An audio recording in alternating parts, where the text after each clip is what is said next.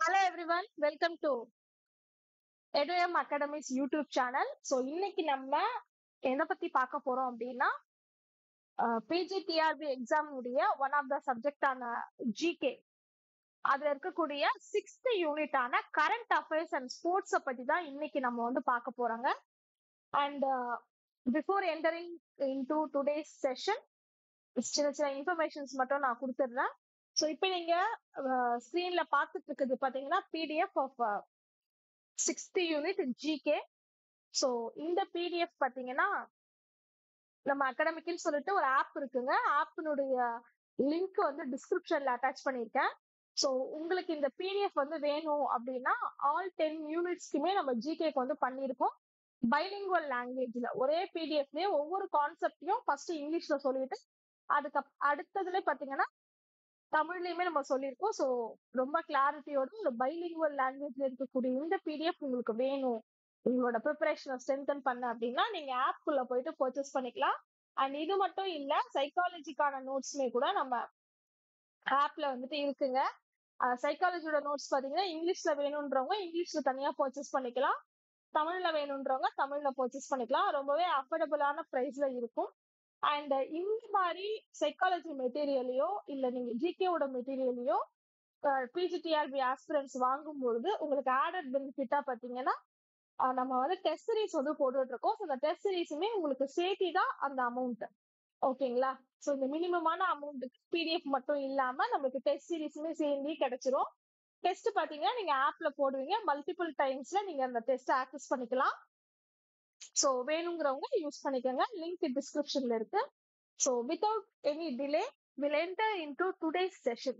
So today's session பாத்தீங்கன்னா current affairs and sports பத்தி தான் டீல் பண்ண போகுது. ஃபர்ஸ்ட் டாபிக் பாத்தீங்கன்னா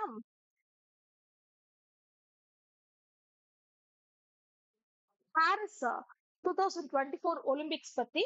ஸோ இந்த பாரிஸ்ல நடந்த 2024 ஒலிம்பிக்ஸ் பத்தி சொல்லணும் அப்படின்னா ஃபர்ஸ்ட் என்ன சொல்லணும் அப்படின்னாக்கா இதுல பாத்தீங்கன்னா நம்ம இந்தியால இருந்து 112 பேர் வீரர்கள் வந்து போனாங்க. அண்ட் 16 வீராங்கனைகள் போயிட்டு கலந்துக்கிட்டாங்க. அதுல 5 பேர் பாத்தீங்கன்னா தடகளத்துல வந்து பங்கேற்றுங்க.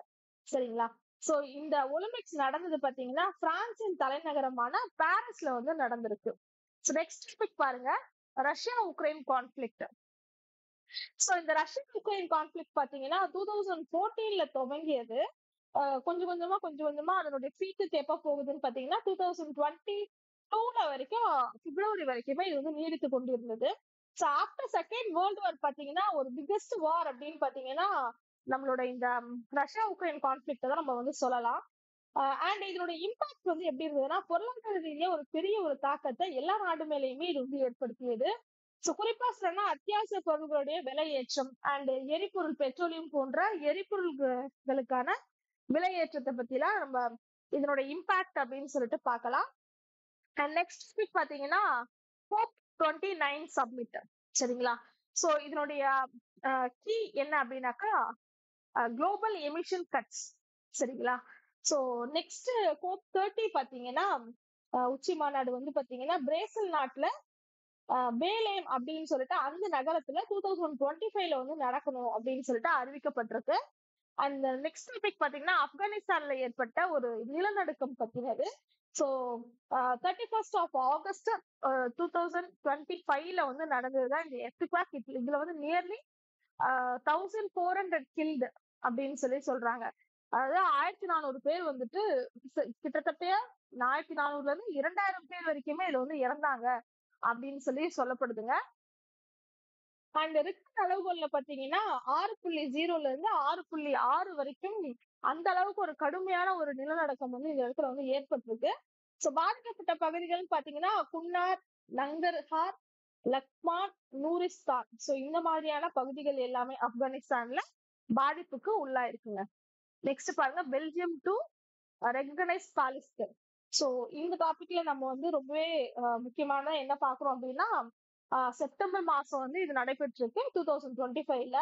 இதுல ஹிஸ்டரி பாத்தீங்கன்னா இந்த விஷயத்த வந்துட்டு இந்த ரெகனைசேஷன் வந்து கண்டெம் பண்ணிருக்கு. இஸ்ரேலோட பிரதமர் வந்து என்ன சொல்லியிருக்காரு அப்படின்னா அதை பத்தி பெல்ஜியத்தின் இந்த நடவடிக்கை பயங்கரவாதத்திற்கு வெகுமதி அளிப்பது என்ற ஒரு விமர்சனத்தை இதன் பேர்ல வச்சிருக்காரு. சரிங்களா? சோ இது வந்து உலக அளவுல நடந்த கரண்ட் அஃபேர்ஸ். நெக்ஸ்ட் வந்து இந்தியாவுக்குள்ள நடந்த கரண்ட் அஃபேர்ஸையுமே அப்புறம் தமிழ்நாடுல நடந்த கரண்ட் அஃபேர்ஸுமே நம்ம பார்ப்போம். சோ நெக்ஸ்ட் வந்து இந்தியாவுக்குள்ள நடந்து பாருங்க. Chandrayaan 3 and Aditya L1. So இது ரெண்டையுமே பாத்தீங்கன்னா இஸ்ரோ வந்துட்டு பாத்தீங்கன்னா செலுத்துறாங்க. சந்திராயன் பாத்தீங்கன்னா நிலவுல வந்துட்டு ஆராய்ச்சி செய்வதற்கும், ஆதித்யா பாத்தீங்கன்னா சூரியன் சம்பந்தப்பட்ட ஆராய்ச்சிகளை மேற்கொள்றதுக்கும் வந்து ஏறி இருக்காங்க. அண்ட் சந்திராயன் 3 பாத்தீங்கன்னா இஸ்ரோ அப்படிங்கிற ஃபுல் ஃபார்ம் பாருங்க, இந்தியன் ஸ்பேஸ் ரிசர்ச் ஆர்கனைசேஷன். சரிங்களா? 2023ல சந்திராயன் 3 வந்து ஆகஸ்ட் 2023ல சந்திராயன் 3 பாத்தீங்கன்னா நிலவின் தென் துருவத்தில் வெற்றிகரமாக தரையிறங்கியது. சரிங்களா? அதே மாதிரி இதனுடைய என்ன எய்ம் அப்படின்னு பாத்தீங்கன்னா, நிலவின் தென் துருவத்தில் கால் பதித்த முதல் நாடு அப்படின்ற பெருமையை வந்து இந்தியாவை சேரும். இதனோட மெயின் மோட்டிவ் என்னன்னு பாத்தீங்கன்னா, நிலவனுடைய தென் துருவ பகுதியில் தண்ணீர் அந்த மாதிரி பிற தாதுக்கள் எல்லாம் ஏதாவது இருக்கா, அதாவது மனுஷன் வாழ்றதுக்கான சாத்தியக்கூறு ஏதாவது இருக்கா அப்படின்ற மாதிரியான ஒரு ஆய்வை மேற்கொள்றதுக்காக தான் இந்த சந்திராயன் 3 வந்து ஆரம்பிச்சிருக்காங்க. இதற்கான மொத்த செலவு பாத்தீங்கன்னா 615 கோடி ரூபாய் செலவு பண்ணிருக்காங்க. நெக்ஸ்ட் வந்து ஆதித்யா L1. சரிங்களா? சோ இதையுமே பாத்தீங்கன்னா இஸ்ரோ தான் வந்து அனுப்புறாங்க. இதனுடைய எய்ம் என்னன்னு பாத்தீங்கன்னா, சூரியனுடைய வெளிப்புற அடுக்குகள், அப்புறம் பாத்தீங்கன்னா ஒளிக்கோளம், குரோமோஸ்பியர் மற்றும் அதன் வளிமண்டலம். சரிங்களா? இது எல்லாத்தையும் பத்தி ஆய்வு செய்யறதுக்காக தான் இதை வந்து அனுப்பிச்சிருக்காங்க. அண்ட் தென் நெக்ஸ்ட் டாபிக் வந்து நேஷனல் ஸ்போர்ட்ஸ் கவர்னன்ஸ் ஆக்ட். இந்த சட்டத்தை வந்து 2025 வந்து வந்திருக்கு ஆகஸ்ட் மாசம். சோ இந்த சட்டத்துல பாத்தீங்கன்னா தேசிய விளையாட்டு ஆட்சி முறை சட்டத்துல பாத்தீங்கன்னா, சோ இந்த சட்டத்தின் கீழ் தேசிய விளையாட்டு வாரியம், அதுக்கப்புறம் பாத்தீங்கன்னா தேசிய விளையாட்டு தீர்ப்பாயம் மற்றும் தேர்தல் குழு, சோ இந்த மாதிரியான அமைப்புகள் எல்லாமே இந்த சட்டத்துக்கு கீழே வந்து அமைச்சிருக்காங்க. சரிங்களா? இந்த மாதிரியான அமைப்புகளை எல்லாம் நிறுவி இருக்காங்க. அண்ட் நெக்ஸ்ட் டாபிக் பாருங்க,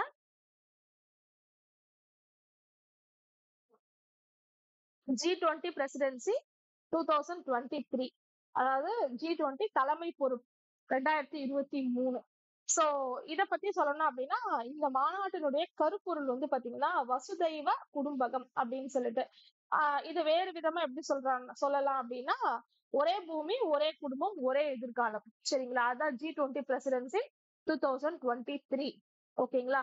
நெக்ஸ்ட் பாருங்க, இந்தியா ஜப்பான் கோஆபரேஷன். சோ இந்த இந்தியா ஜப்பான் ஒத்துழைப்பு அப்படிங்கிறது பாத்தீங்கன்னா, இந்தியால இருக்கக்கூடிய இன்ஃப்ராஸ்ட்ரக்சரை டெவலப் பண்றதுக்காக ஜப்பான் பாத்தீங்கன்னா கிட்டத்தட்ட 10 ட்ரில்லியன் யான், அதாவது 6 லட்சம் கோடி வந்து இந்தியால அடுத்த 10 வருஷத்துக்குள்ள இன்வெஸ்ட் பண்றோம் அப்படின்னு சொல்லிட்டு சொன்னதான் இந்த இந்தியா ஜப்பான் கோஆபரேஷன். சரிங்களா? சோ அதுக்கு முதல் இதுவா பாத்தீங்கன்னா இப்ப இந்த புல்லட் ட்ரெயின் எல்லாம் இம்ப்ளிமெண்ட் பண்ணாங்க இல்லைங்களா? சோ அதை வந்து நம்ம எடுத்துக்காட்டா எடுத்துக்கலாம்.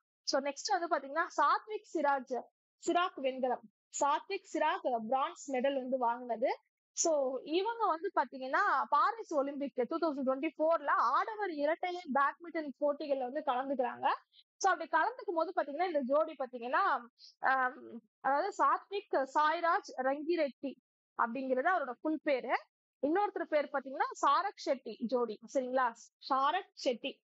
சோ சாத்விக் சாய்ராஜ் ரங்கிரெட்டி, சிராக் ஷெட்டி. சோ இவங்க 2 பேரும் ஜோடியா விளையாண்டு வெண்கல பதக்கத்தை வந்து வென்று வராங்க இந்தியாக்காக. எதுலன்னா ஒலிம்பிக்ஸ்ல, பாரிஸ் ஒலிம்பிக் 2024 நடந்தது இல்லைங்களா? அந்த ஒலிம்பிக்ஸ். இவங்க இதுக்கு முன்னாடியே பாத்தீங்கன்னா காமன்வெல்த்ல வந்து தங்கம் வந்து வெல்றாங்க.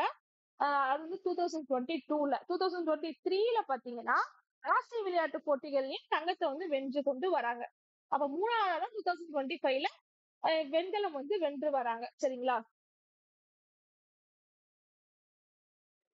நெக்ஸ்ட் வந்து பாருங்க, நம்ம தமிழ்நாடு அளவுல நடந்த அந்த கரண்ட் அஃபேர்ஸ் பத்தி நம்ம பார்க்க போறோம். சோ 2025 பட்ஜெட் இருக்கு இல்லைங்களா? சோ 2025 தமிழ்நாடு பட்ஜெட்ல பாத்தீங்கன்னா நிறைய முக்கியமான திட்டங்கள் எல்லாமே வந்து தமிழ்நாட்டு மக்களுக்காக வந்து கவர்மெண்ட் வந்து கொண்டு வராங்க.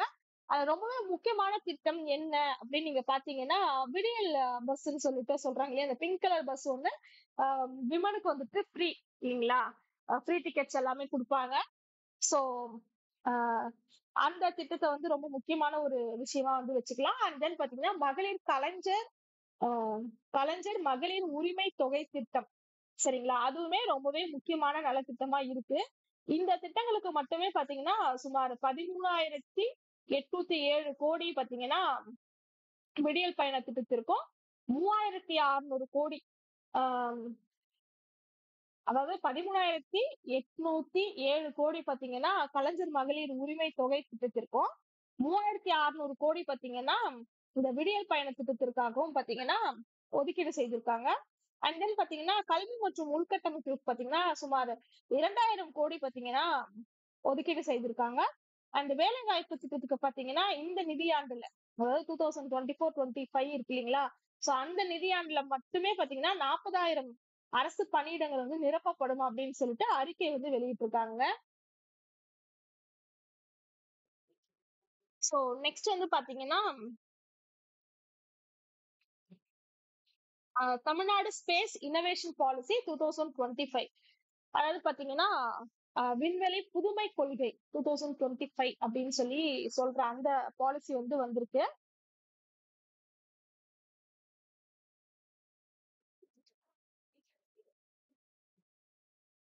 அண்ட் தமிழ்நாடு டே பாத்தீங்கன்னா 18th of ஜூலை வந்து கொண்டாடி இருக்காங்க.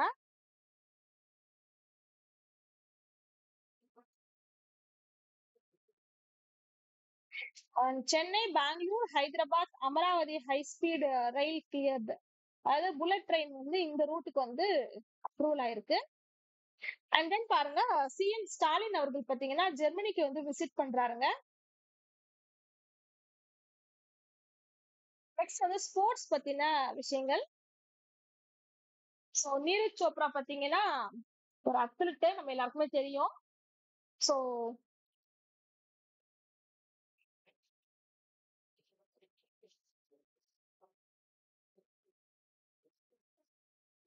அவர் பாத்தீங்கன்னா இந்த ஜாவ்லின் வந்து த்ரோ பண்ணுவார் இல்லைங்களா? சோ அது எவ்வளவு மீட்டர் வந்து ஒரு த்ரோ பண்ணாரு, அந்த அந்த டீடைல் முதற்கொண்டு நம்மளோட பிஎஃப்ல வந்து இருக்குதுங்க. அடுத்தது சாத்விக் சாய்ராஜ், அவரை பத்தி நம்ம இதுக்கு முன்னாடி நம்ம பார்த்தோம். ஷிராங் செட்டி அவங்க 2 பேரும் சேர்ந்து சாம்பியன்ஷிப் வந்து வின் பண்ணிருக்காங்க. சோ எங்கெங்கெல்லாம் 3 இடத்துல காமன்வெல்த்ல இதை பத்தி எல்லாமே நம்ம பார்த்தோம். அந்த மாதிரி பிவி சிந்து அவங்க வந்து பாத்தீங்கன்னா குவார்டர் ஃபைனல்ஸ் வரைக்குமே போயிருக்காங்க 2025 வேர்ல்டு சாம்பியன்ஷிப்ல. நெக்ஸ்ட் பாத்தீங்கன்னா இந்தியன் மென்ஸ் ஹாக்கி டீம், அவங்க பாத்தீங்கன்னா அவங்க பண்ண அச்சீவ்மெண்ட்ஸுமே இதுல பாருங்க இருக்கு. 2025ல ஏசியா கப் வந்து வாங்கியிருக்காங்க. அண்ட் ராஷ்மிகா சாஹூ அப்படின்றவங்க பாத்தீங்கன்னா ஷி ஓன் 2 கோல்டு மெடல்ஸ். ஓகேங்களா? சோ நெக்ஸ்ட் சையத் அஹான் அலி, அவர் பாத்தீங்கன்னா ஒரு பிரான்ஸ் ஒரு கோல்டு ரெண்டுமே வந்து வின் பண்ணிருக்காரு. எதுல அப்படின்னா ஏசியன் ஷார்ட் கன் சாம்பியன்ஷிப் 2025, சரிங்களா? அதே மாதிரி சாய் அப்படிங்கிற ஒரு போபால் அத்லெட், இவர் பாத்தீங்கன்னா 3 தங்கப்பதக்கம், 1 வெள்ளி பதக்கம், 1 பிரான்ஸ், இது எல்லாமே பாத்தீங்கன்னா ஜூடோ ஏசியன் கேடட் அப்படின்னு சொல்லிட்டு அந்த ஜூனியர் கப் 2025ல வந்து வின் பண்ணிருக்காரு. மீராபாய் சனு அப்படின்றவங்க பாருங்க கோல்டு வந்து வின் பண்ணிருக்காங்க. இதுலனா காமன்வெல்த்ல வெயிட் லிப்டிங்ல. ஓகேங்களா? நெக்ஸ்ட் பாருங்க, இந்தியாஸ் பாரா அத்லெட், அவங்களுக்கு வந்து பாத்தீங்கன்னா 33 மெடல் மொத்தமா அவங்க வின் பண்ணிருக்காங்க. அண்ட் தமிழ்நாட்டுல பாத்தீங்கன்னா கீலோ இந்தியா யூத் கேம்ஸ்ல 2025ல கிட்டத்தட்ட 65 மெடல்களை வந்து அவங்க வாங்கியிருக்காங்க. அதே மாதிரி பாத்தீங்கன்னா குளோபல் இந்தியன் பிரவாசி கபடி லீக்ல பாத்தீங்கன்னா 2025ல லான்ச் பண்ணிருக்காங்க. அதுல Tamil liners own women's title and overall trophy. Tamil liners அப்படின்றது பாத்தீங்கன்னா அந்த டீமோட பேருங்க. அவங்கதான் வின் பண்ணிருக்காங்க. அடுத்தது பாருங்க, contributions of eminent authors. So என்னென்ன புக் வந்திருக்கு, அந்த ஆத்தரோட பேரு, அந்த புக்கோட பேருடைய ஒரு லிஸ்டா கொடுத்திருக்காங்க. அருந்ததி ராய் அப்படின்றவங்க பாத்தீங்கன்னா அந்த God of small things activism on social justice and environment அப்படின்ற புத்தகத்தை வந்து எழுதியிருக்காங்க. அடுத்தது பாத்தீங்கன்னா சல்மான் ரஷ்தை அப்படின்றவர் பாத்தீங்கன்னா magical realism blends history and fantasy midnight's children அப்படின்ற புத்தகத்தை எழுதியிருக்காரு. சும்பா லஹிரி அப்படின்ற ஒரு themes of migrant identity cultural adaptation அப்படின்னு சொல்லிட்டு எழுதியிருக்காரு அந்த புத்தகத்தை. சேட்டன் பகாட் அப்படின்ற ஒரு யூத் சென்ட்ரிக் மாடர்ன் ஃபிக்ஷன் அப்படின்ற நூலை வந்து எழுதியிருக்காரு. அனிதா நாயர் அப்படின்றவங்க விமென்ஸ் வாய்ஸ் எம்பவர்மெண்ட் அப்படின்ற நூலை எழுதியிருக்காங்க. அமிதாவ் கோஷ் அப்படின்றவர் பாத்தீங்கன்னா கலோனியல் ஹிஸ்டரி கிளைமேட் இஷ்யூ அப்படின்ற புத்தகத்தை வந்து எழுதியிருக்காரு. ரவீந்தர் சிங் பாத்தீங்கன்னா ரொமான்டிக் ஃபிக்ஷன் வந்து எழுதியிருக்காரு. ரஸ்கின் பாண்ட் அப்படிங்கிற ஒரு நேச்சர் இன்னோசன்ஸ் ஹில் ஸ்டேஷன் அப்படின்ற புத்தகத்தை எழுதியிருக்காரு. கிரண் தேசாய் அப்படிங்கிறவங்க the inheritance of loss migration identity அப்படின்ற புத்தகத்தை எழுதியிருக்காங்க. சுதா மூர்த்தி அப்படிங்கிறவங்க சிம்பிள் மாரல் ஸ்டோரிஸ் அப்படின்ற ஒரு புத்தகத்தை வந்து எழுதியிருக்காங்க. தேவ்தூத் பட்டாநாயக் அப்படின்ற ஒரு சிம்பிளிஃபைடு இந்தியன் மித்தாலஜி என்கிற நூலை எழுதியிருக்காரு. சாஷி தாரூர் அப்படிங்கிறவங்க historical and political works rich English style அப்படின்ற புத்தகத்தை எழுதியிருக்காங்க. பெருமாள் முருகன் அப்படிங்கிறவரு novels on caste rural Tamil life அப்படின்ற புத்தகத்தை எழுதியிருக்காரு. நமிதா கோக்லே அப்படிங்கிறவங்க கோ ஃபவுண்டர் ஆஃப் ஜெய்ப்பூர். சரிங்களா? சோ இவங்க வந்து ஒரு லிட்ரேச்சர் ஃபெஸ்டிவல் வந்து ஆர்கனைஸ் பண்ணியிருக்காங்க. அண்ட் ரோஹிண்டோ மிஸ்ட்ரி அப்படின்றவரு socio political novels and post independence India அப்படிங்கிற தலைப்புல வந்து எழுதியிருக்காரு. ஏபிஜே அப்துல் கலாம் பாத்தீங்கன்னா நமக்கு எல்லாருக்குமே தெரியும், அக்னி சிறகுகள் அந்த நூலை தான் விங்ஸ் ஆஃப் ஃபயர் அப்படின்னு நம்ம சொல்றோம். விக்ரம் சேத் பாத்தீங்கன்னா suitable boy blends prose and poetry அப்படிங்கிற நூலை வந்து எழுதியிருக்காரு.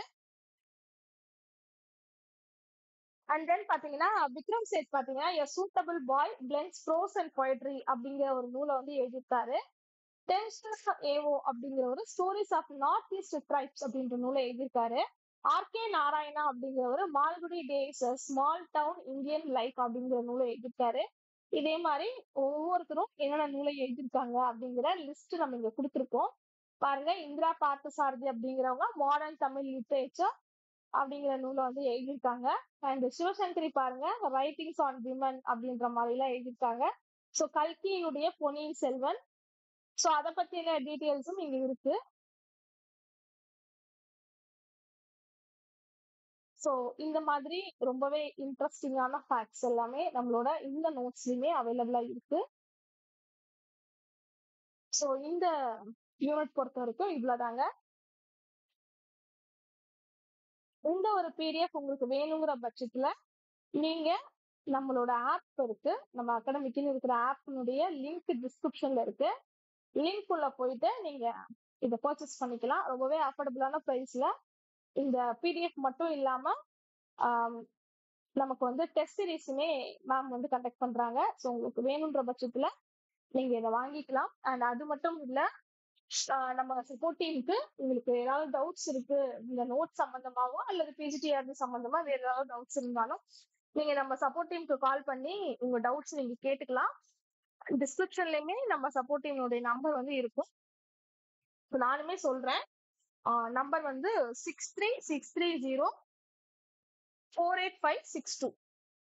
I'll repeat 6363048562. சரிங்களா? ஸோ உங்களுக்கு வேற எந்த டவுட்னாலும் நீங்க சப்போர்ட் டீம் வந்துட்டு காண்டாக்ட் பண்ணிக்கலாம். Thank you so much for listening to this video. If you like this video, kindly subscribe YouTube channel of EduM Academy. So கண்டிப்பா உங்களோட ப்ரிப்பரேஷனை ஸ்ட்ரென்தன் பண்ண நம்ம அகாடமி வந்துட்டு யூஸ்ஃபுல்லா இருக்கும். இந்த வீடியோஸும் இந்த பிடிஎஃப்பும் உங்களுக்கு யூஸ்ஃபுல்லா இருக்கும் அப்படின்னு நம்புறோம். Thank you so much and all the very best for your exams.